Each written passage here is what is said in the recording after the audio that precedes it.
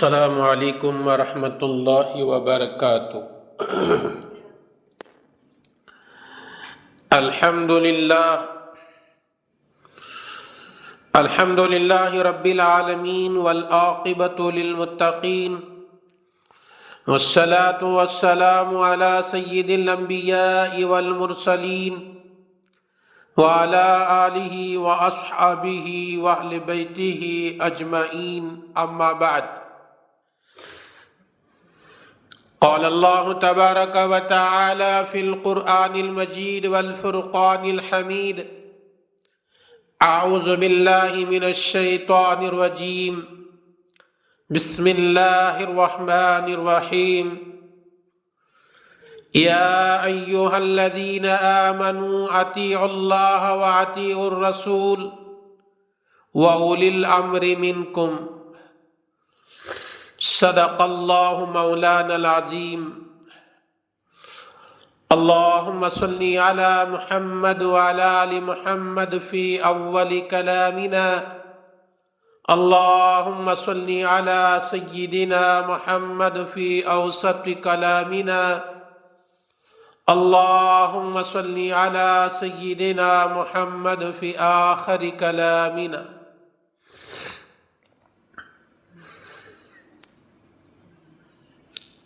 برادران محترم،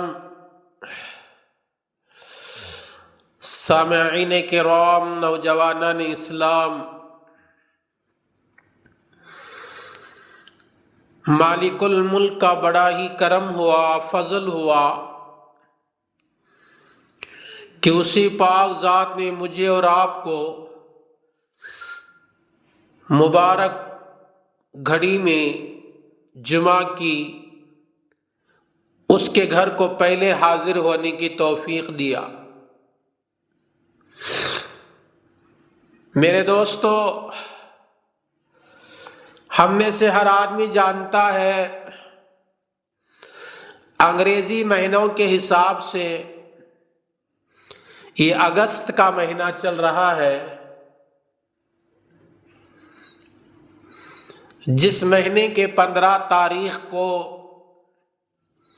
ہندوستان آزاد ہوا تھا۔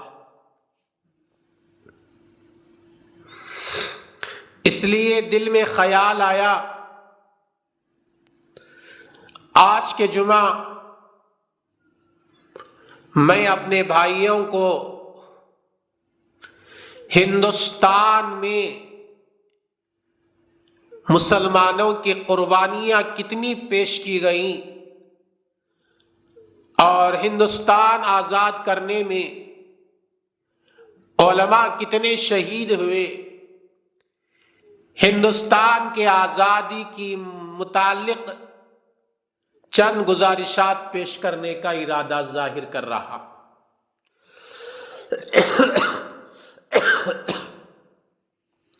میرے دوستو، ہمارا مذہب اسلام ہے۔ اسلام بہت پاکیزہ مذہب ہے۔ اسلام میں ہر چیز کے طریقے بتائے گئے ہیں۔ تو اسلام میں یہ بھی بتایا گیا ہے کہ جس ملک میں تم رہتے ہو، جس سرزمین پر تم بستے ہو، اس سرزمین سے محبت کرو، چاہے وہ دنیا کے کوئی بھی ملک کیوں نہ ہو۔ جس ملک میں ہم بستے ہیں اس ملک سے محبت کرنا اسلام سکھاتا ہے، اور ہم میں سے ہر مسلمان اپنا پیارا دیش ہندوستان سے ہم محبت کرتے ہیں۔ یہ الگ بات ہے جن کے ذہنوں میں زہر بھرا ہوا ہے، وہ آج بھی کہہ رہے ہیں کہ مسلمان ہندوستان سے محبت نہیں کرتا۔ یہ داڑھی والے، یہ جھبے پہننے والے، یہ اسلام کو ماننے والے، یہ قرآن کو ماننے والے، ایک خدا کی پوجا اور پاٹ کرنے والے، ایک خدا کی توحید کا اقرار کرنے والے ہندوستان کو اپنا ملک تسلیم نہیں کرتے، اس سے محبت نہیں کرتے، ان لوگوں کے ذہنوں میں یہ بات بیٹھی ہوئی ہے۔ حالانکہ یہ بات غلط ہے۔ ہم میں سے ہر مسلمان، چاہے چھوٹا ہو، بڑا ہو، پڑھا لکھا ہو یا ان پڑھ ہو، جوان ہو، بچہ ہو، عورت ہو، تمام کے تمام ہم ہندوستانی اپنے دیش ہندوستان سے ہم محبت کرتے ہیں۔ میرے دوستو، ہمارا ملک ہندوستان ہے۔ اس ملک میں صدیوں سے مختلف مذاہب کے ماننے والے بس رہے ہیں اور آپس میں مل جل کر رہتے ہیں۔ کوئی کسی کا برا نہیں چاہتا۔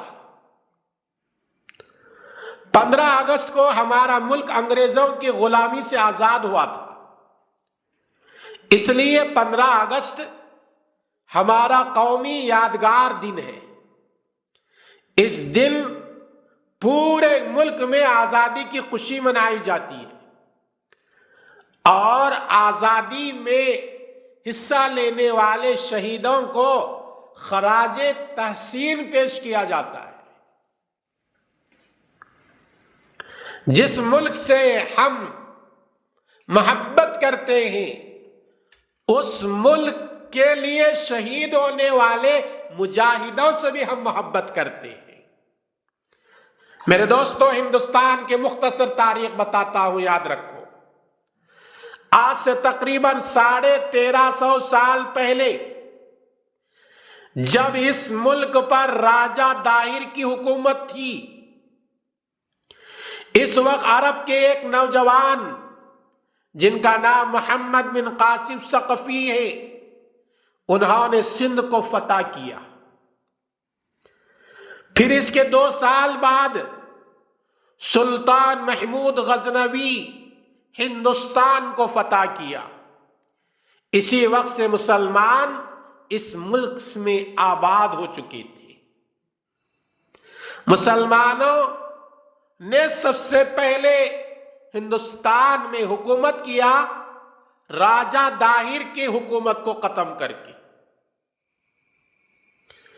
1206 عیسوی تک ہندوستان میں مسلمانوں کی مستقل حکومت قائم ہو چکی تھی۔ مسلم حکومت میں ہر ایک کو انصاف ملتا تھا، کسی کے ساتھ کوئی مذہبی بھید بھاؤ نہیں تھا، کوئی بھید بھاؤ نہیں۔ آج ہندوستان میں مذہب کے نام پر مارا جاتا ہے، لباس کے نام پر جھگڑے ہیں، نام کو دیکھ کر اور نام کو سن کر مارا جاتا ہے۔ لیکن اسی ہندوستان میں جب مسلمانوں کی حکومت تھی، کوئی مذہب کا بھید بھاؤ نہیں تھا۔ اس ملک میں تقریباً 850 سال مسلمانوں کی خود مختار حکومت قائم تھی۔ اس 850 سال میں مسلمانوں نے جب حکومت کیا، کسی مذہب کو کسی دوسرے مذہب کو ہم نے تکلیف نہیں دیا تھا، کوئی چھیڑ چھاڑ نہیں۔ مسلمانوں کے دور حکومت میں ہندوستان دنیا کا سب سے مالدار ملک تھا، اسی لیے ہندوستان کو لوگ سونے کی چڑیا کہتے تھے۔ بہت بڑا مالدار ملک اس وقت تھا جب مسلمان اس ہندوستان پر حکومت کرتے تھے۔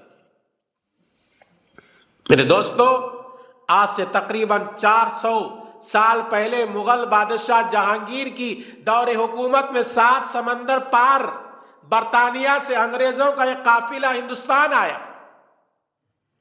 یہاں انہوں نے کاروبار شروع کیا۔ مسلمان بادشاہ کی نرمی، سخاوت، دردلی سے فائدہ اٹھا کر 1615 عیسوی میں انگریز قوم نے اس ملک میں اپنا تجارتی منڈیاں قائم کرنے کی سرکاری منظوری حاصل کر لی۔ منظوری ملنے ہی انگریزوں نے گجرات اور مدراس میں ایسٹ انڈیا نامی کمپنیاں، تجارتی کمپنیاں قائم کی۔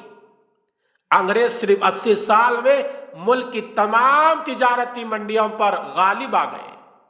جب تجارت کے میدان میں میرے دوستو انگریزوں کے قدم خوب جم گئے تو انہوں نے اپنی مکاری، عیاری اور چالاکی سے حکومت پر قبضہ کرنے کی کوشش شروع کر دی۔ جب انگریزوں نے 1660 عیسوی میں مغلیہ سلطنت کا تختہ الٹنے کی کوشش کی، جب یہ آئے ہندوستان میں چوہا بن کر اور اپنے کاروبار کو شروع کیا، بڑے بڑے کمپنیاں بنائی، تو انہوں نے مسلمانوں کی حکومت کو پلٹنا چاہا، مسلمانوں کے حاجیوں کو، قافلے کو لوٹنا چاہا۔ تو اس وقت میں 1707 عیسوی میں اورنگزیب بادشاہ رحمت اللہ علیہ کا انتقال ہو گیا۔ اس وقت چین کے بعد دنیا کی دوسری بڑی حکومت مسلمانوں کی تھی، جو 15 لاکھ مربع میل کے رقبہ تھی اور ملک کی آبادی تقریباً 20 کروڑ تھی۔ اس وقت مسلمانوں کے آبادی بھی بہت زیادہ تھی۔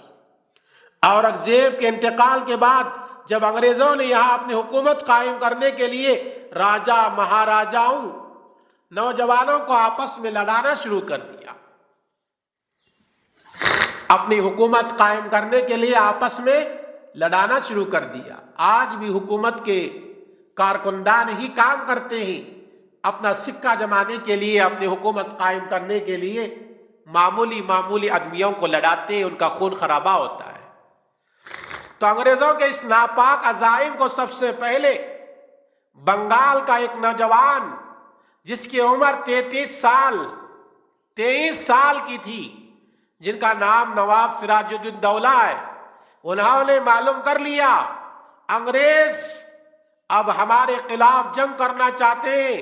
اسی نوجوان نے جنگ کی اور انہوں نے اعلان کر دیا کہ نہیں انگریزو، ہمیں ابھی مسلمان زندہ ہیں، ہمارا ملک تمہارے حوالے نہیں ہو سکتا۔ تو سب سے پہلے 23 سال کا نوجوان نواب سراج الدین دولہ نے انگریزوں کے خلاف جنگ کی۔ بدقسمتی سے میر جعفر نے غداری کی، وہ انگریز کی فوج میں شامل ہو گیا اور ان کا بیٹا میران نوجوان نواب صدیق سراج الدین دولہ کو 1757 عیسوی میں شہید کر دیا گیا۔ مسلمان کو دھوکہ دیا۔ یہاں انگریز دوسری جانب جنوبی ہند میں شیر میسور فتح علی خان سلطان ٹیپو کو اپنے لیے بڑا خطرہ محسوس کر رہے تھے۔ انگریزوں نے یہاں بھی میر قاسم اور میر صادق کو خرید لیا۔ بلاخر سری رنگ پٹنم کے سرزمین میں مسلسل 7 گھنٹے لڑنے کے بعد 1799 عیسوی میں 40 سال کا نوجوان سلطان ٹیپو مغرب سے کچھ پہلے شہید کر دیا جاتا ہے۔ پھر اس کے نعش پر کھڑے ہو کر انگریز نے کہا تھا آج سے ملک ہندوستان ہمارا ہے۔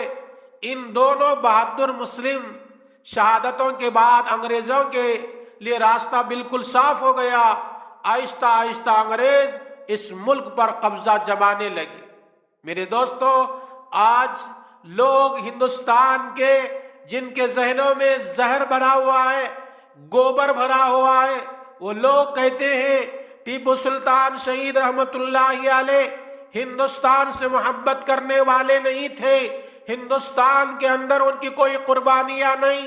ان ظالموں کو یہ بات معلوم ہونا چاہیے، سری رنگم پٹنم کے سرزمین پر انگریزوں سے لڑتے ہوئے شہید ہونے والے 40 سال کے نوجوان ٹیپو سلطان شہید رحمت اللہ علیہ اور ان کے خاندان کو قیدی بنا دیا گیا۔ یہ کس لیے کیا گیا؟ کہ مسلمان ہندوستان سے محبت کرتے تھے۔ آج بھی مسلمان کا ہر بچہ ہندوستان سے محبت کرتا ہے، کرتا رہے گا، اور ان لوگوں کے خلاف ہم آواز بلند کرتے رہیں گے۔ اے لوگوں، تمہارا یہ سوچنا غلط ہے، یہ ہندوستان صرف ہمارا ہے، نہیں، ہندوستان جس طرح تمہارا ہے یہ ہندوستان ہمارا بھی ہے۔ میرے دوستو، 1803 عیسوی تک اس ملک پر انگریزوں نے قبضہ جما لیا، وہ یہاں کے سیاہ و سفید کے مالک مختار بن گئے۔ علماء، مدارس اسلامیہ مسلمانوں کے سخت دشمن بن گئے، اس ملک کی دولت کو لوٹ کر اپنے ملک منتقل کرنے لگے، یہاں سے اسلام کو ہمیشہ کے لیے ختم کرنے کی ناپاک کوششیں کی گئی۔ آخر شاہ عبدالعزیز دہلوی رحمۃ اللہ علیہ اس وقت انگریز کے لیے خلاف جنگ کا فتویٰ دیا، ہندوستان کو دارالحرب قرار دیا۔ حضرت کا فتویٰ پورے ملک میں جنگ کی آگ کی طرح پھیل گیا۔ اس کے بعد ملک کے ہر کونے سے علماء کرام کھڑے ہوئے، ملک کی سلامتی، بقا، دین اسلام کی حفاظت کے لیے اپنے جانوں کا نذرانہ پیش کرنے لگے۔ یہ سلسلہ چلتا رہا۔ آخرکار جب دہلی پر انگریزوں کا مکمل قبضہ ہو گیا، مغلیہ سلطنت کا آخری بادشاہ بہادر شاہ ظفر کو قید کر کے رنگون بھیج دیا گیا۔ پھر پورے ملک سے علماء کرام کمر بستہ ہوئے، انگریزوں کو اس ملک سے نکالنے کے لیے جان کی بازی لگا دی۔ 1857 عیسوی میں سب سے پہلے علماء کرام نے آزادی کی جنگ لڑی۔ انگریزوں نے دلی سے مراد آباد تک ہر درخت پر پھانسی کے پھندے لٹکائے ہوئے تھے۔ دلی سے لے کر مراد آباد تک جتنا راستہ ملتا ہے، راستے کے دونوں دائیں اور بائیں جتنے درخت تھے، ہر درخت کے ٹہنی پر ایک ایک لاش لٹکی ہوئی تھی۔ یہ علماء کرام کی لاشیں تھیں۔ صرف 3 سال کی مدت میں 60 پر 7,000 علماء کرام کو پھانسی دی گئی، ہزاروں کو قید کیا گیا۔ یہ سارے کام اس لیے کیے گئے تاکہ مسلمانوں کی ہمت پست ہو جائے، کوئی انگریز کے خلاف بولنے، ان کے خلاف جنگ کرنے کی ہمت نہ کر سکے۔ لیکن ہمارے علماء اس کی پرواہ کیے بغیر ملک کی آزادی کے لیے اپنا سب کچھ قربان کیا۔ آزادی کے جنگ میں سر فہرست حضرت سید احمد شہید رحمۃ اللہ علیہ، اشفاق اللہ خان، شیخ الاسلام حضرت مولانا حسین احمد مدنی، حاجی امداد اللہ مہاجر مکھی، مولانا عبید اللہ سندھی، مولانا قاسم نانوتی، حضرت شاہ ولی اللہ دہلوی، مولانا رشید احمد گنگوئی، شیخ الہند مولانا محمود حسن دہلوی، محمد علی جوہر، مولانا شوکت علی، حکیم اجمل خان، مولانا ابوالکلام آزاد وغیرہ قابل ذکر ہیں۔ ان لوگوں نے ہندوستان کو آزاد کرنے میں سب کچھ قربان کر دیا۔ آزادی کے جنگ میں شروع میں صرف مسلمان ہی تھے، اس لیے کہ ملک چھینا گیا تھا مسلمانوں ہی کے ہاتھوں سے، تو مسلمان ہی اپنے ملک کو واپس لینے کے لیے سب سے پہلے جنگ مسلمانوں نے شروع کی۔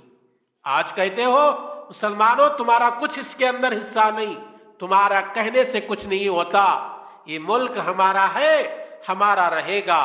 جب انگریزوں نے محسوس کر لیا اب زیادہ دن تک اس ملک میں حکومت نہیں کر سکیں گے، تو انہوں نے مسلمانوں کے نظام تعلیم جو عربی اور فارسی میں تھی اسے انگریزی میں تبدیل کیا۔ نظام تعلیم کو مذہبی ہونے کے بجائے سیکولر کیا، اسکولوں کی تعلیم کو معاش سے جوڑ دیا، ایک ایسا نظام تعلیم نافذ کرایا اس ملک میں پیدا ہونے والا ہر بچہ ہندوستانی تو ہو مگر فکر اور سوچ کے اعتبار سے وہ ایک انگریز ہو۔ آج ہمارے اندر دنیاوی تعلیم ہوگی اور قرآن و حدیث کی تعلیم نہ ہوگی تو ہمارا بچہ ہندوستانی تو ہوگا لیکن فکر اور سوچ کے اعتبار سے وہ ایک انگریز سے بھی خطرناک ہوگا۔ یہ بات 2-2-4 کی طرح ظاہر ہے۔ 1707 عیسوی سے لے کر 1803 عیسوی تک صرف مسلمان ہی جنگ کے میدان میں آگے سامنے۔ 1803 ईस्वी से लेकर 1915 ईस्वी तक मुल्क की आज़ादी में सिर्फ मुसलमान ही पेश थे। इनमें उलमा की जमात सर फहरिस्त थी। जब मोहनदास करमचंद महात्मा गांधी जी अफ्रीका से पढ़ाई मुकम्मल करके हिंदुस्तान आए तो एक आश्रम में आपने तालीम देना शुरू कर दिया।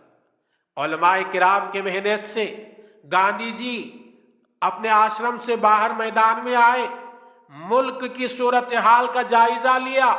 फिर गांधी जी ने 1924 ईस्वी को बेलगाम में मुल्क की आज़ादी के बारे में तकरीर की।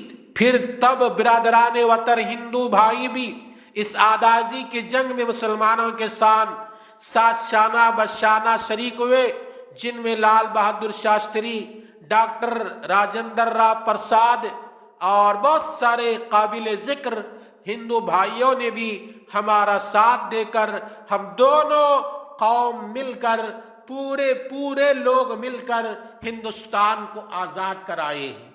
मेरे दोस्तों, ये आज़ाद कराने में जिस तरह गैरों का भी हक है, मुसलमानों का भी सबसे ज्यादा हक है।